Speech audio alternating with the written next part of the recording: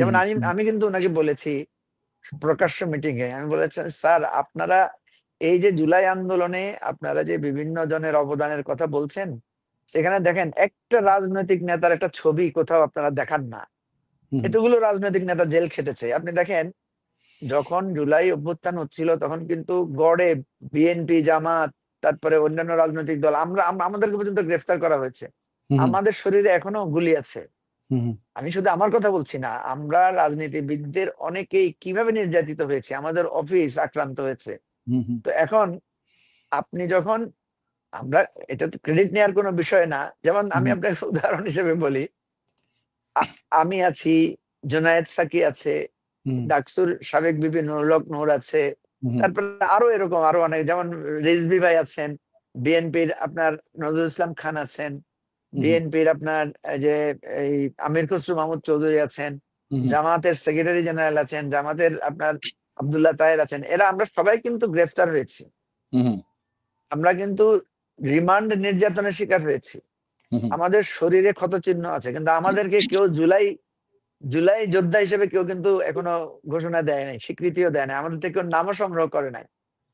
এখন কথা হচ্ছে আমরা কি এটার জন্য লালায়িত, বা আমরা কি এটা বলবো যে আমাকে কেন করা হলো না? তো বলা হয়েছে জুলাই অভ্যুত্থানে যারা আহত হয়েছে, যারা নির্যাতিত হয়েছে, যারা নিপীড়িত হয়েছে, এদেরকে জুলাই যোদ্ধা আখ্যায়িত করা হয়েছে। হুম, কিন্তু আপনি যদি তালিকা দেখেন যে জুলাই যোদ্ধাদের তালিকা করা হয়েছে, সেখানে কিন্তু দেখবেন আমাদের কারো নাম নাই। কারণ নেই। তো তো এখন এইভাবেই যেটা হয়, দূরত্বটা সরকারের পক্ষ থেকে, আমি বলছি না যে সরকার ইন্টেনশনালি এটা করেছে, কিন্তু বাট এটা হয়েছে। বাট হওয়ার পরে, বোঝার পরে, এটাকে যে এটাকে যে একটা রিকনসাইল করবে, হুম, এটাকে যে একটা আবার পুনঃসমন্বয় করবে, সেটা কিন্তু সরকার করে না, স্টিল এখনো করছে না। হুম, এনিওয়ে, আমি যেটা বলছি, তা আপনি যখন রাজনৈতিক নেতৃবৃন্দকে করছেন না, রাজনৈতিক নেতৃবৃন্দরাও তারা তাদের পথে হাঁটছে, তারা হুম, এখন নির্বাচন গুরুত্ব দিচ্ছে, তারা মানে এখন তো অনেক রাজনৈতিক নেতারা এটাও বলে বসছেন যে প্রফেসর ইউনূসের ম্যান্ডেট কি, উনি অনির্বাচিত। আপনি শুনেছেন না এই কথা? যে একদম। বলছে হুম, ওনার থেকে আমি বলবো অনির্বাচিত সরকার। তো হুম, এখন ধরেন, আমরা, এটা তো খুব দুঃখজনক, প্রফেসর ইউনূসকে যদি কেউ বলে আপনি অনির্বাচিত, অথচ প্রফেসর ইউনূসের নিচ থেকে এসে ক্ষমতায় বসেন নাই। হুম, উনি তো ছিলেন ফ্রান্সে, তাই না? হুম, হুম, ওনাকে তো ওনাকে তো আমরা সবাই মিলে অনেকটা আমাদের আহ্বানে আবেদন উনি সাড়া দিয়ে এসেছেন।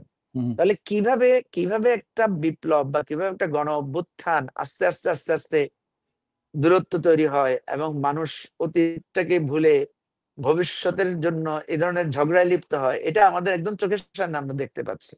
হুম, হুম, তারপর আমি যেটা বলি যে হতাশার মানে এখানে বিষয় না, বিষয় হচ্ছে আত্ম উপলব্ধির ব্যাপার। হুম, এখনো সময় শেষ হয়ে যায় নাই, বা এখনো পরিস্থিতি নিয়ন্ত্রণের বাইরে যায় নাই।